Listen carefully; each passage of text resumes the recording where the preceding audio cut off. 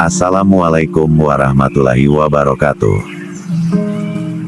Sahabat Lentera Spiritual Inspirasi.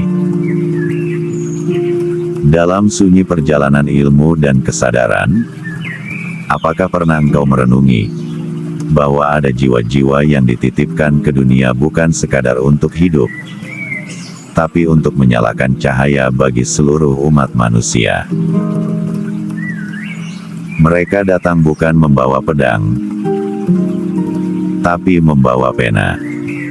Bukan mengangkat suara, tapi mengangkat akal dan kedalaman ruhani.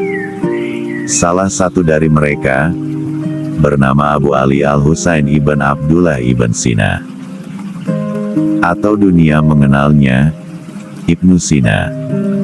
Lahir 980 Masehi di Afsana, dekat Bukhara yang kini wilayah Uzbekistan. Beliau wafat 1037 Masehi.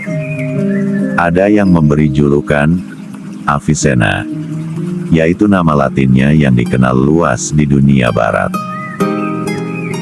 Digunakan dalam literatur ilmiah Eropa. Ia berkecimpung di bidang kedokteran, filsafat, fisika, astronomi, matematika dan lainnya. Ia diberi julukan Bapak Kedokteran Modern karena kontribusinya yang luar biasa dalam bidang kedokteran, terutama lewat karya monumentalnya Al-Qanun fi Al-Tibb atau The Canon of Medicine. Kitab ini menjadi rujukan utama di dunia Islam dan Eropa selama berabad-abad, bahkan hingga abad ke-17. Namanya mengalir seperti sungai pengetahuan yang tak pernah kering, dari Bukhara yang sunyi hingga menembus ruang-ruang peradaban barat. Di sanalah ilmu kedokteran, filsafat, metafisika, bahkan mistisisme Islam bercampur menjadi satu dalam tubuh seorang pemuda yang telah menghafal Al-Quran sejak usia 10 tahun. Seperti fajar yang datang perlahan, kejeniusannya tak langsung disadari semua orang. Tapi ia tak butuh sorak-sorai. Ia menulis lebih dari 400 kitab dalam hidupnya, namun menolak semua gelar duniawi. Ia belajar dari siapapun, bahkan dari hembusan angin, bisikan malam, dan isyarat bintang-bintang. Dalam sunyi kamarnya, ia berbicara dengan ruh para nabi dan hikmah para arif. Tak banyak yang tahu, di balik ilmu yang sangat rasional, Ibnu Sina juga berjalan di jalan cinta. Ia percaya bahwa pengetahuan yang tak dibasuh oleh cahaya ilahi hanyalah kebisingan akal. Itulah sebabnya, dalam kitab-kitabnya, tersembunyi ayat-ayat jiwa tentang ketundukan, tentang kesempurnaan, tentang manusia yang tak hanya tubuh, tapi ruh yang sedang singgah sementara di bumi ini. Baginya, menyembuhkan manusia tak hanya soal ramuan dan obat, tapi juga menyentuh bagian terdalam dari ruhnya. Ia menyebut tubuh sebagai kendaraan, dan jiwa sebagai pengemudi yang sedang menempuh perjalanan pulang. Karena sejatinya, yang membuat luka sembuh bukan hanya tangan tabib, tapi juga getar kepercayaan bahwa ada kehendak yang lebih agung sedang bekerja di balik semua rasa sakit. Ilmu bisa merawat luka, tapi hanya kesadaran akan Sang Maha Hidup yang mampu menyembuhkan sampai ke lapisan ruhani yang paling dalam.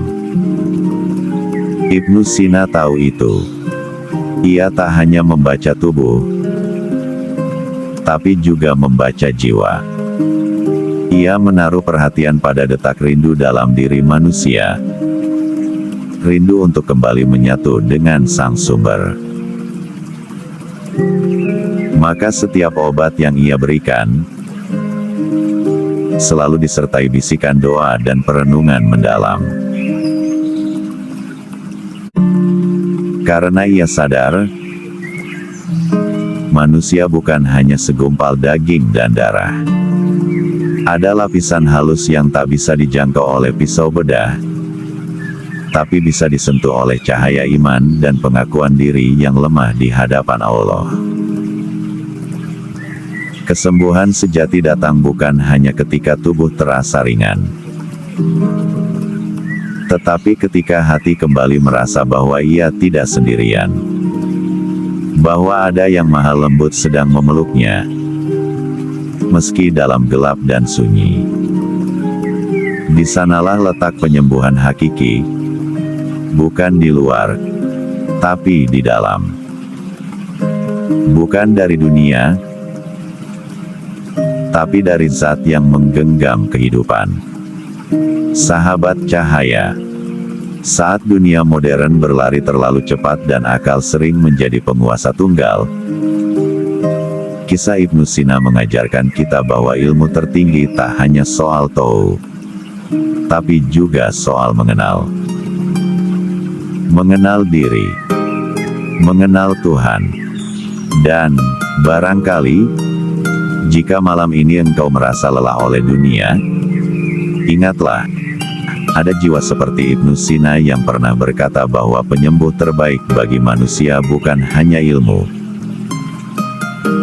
tapi kesadaran akan Sang Maha Hidup. Semoga dari lentera kisah ini, cahaya ilmu kembali menyala dalam hatimu. Bukan untuk menjadi terkenal, tapi untuk menjadi pulang.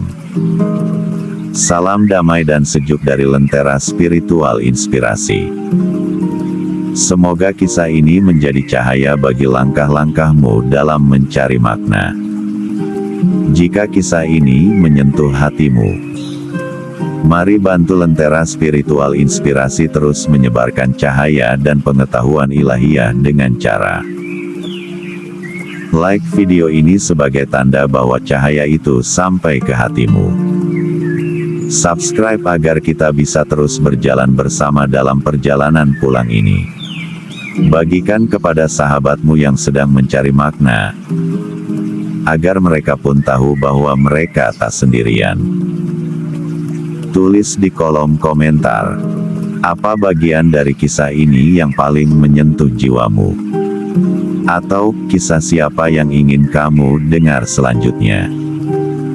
Karena setiap kata yang engkau tulis, bisa menjadi lentera bagi jiwa lain yang sedang gelap jalannya.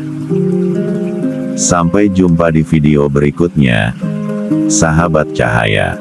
Teruslah menjadi jiwa yang mencari, karena disitulah cahaya akan menyapa. Salam cahaya.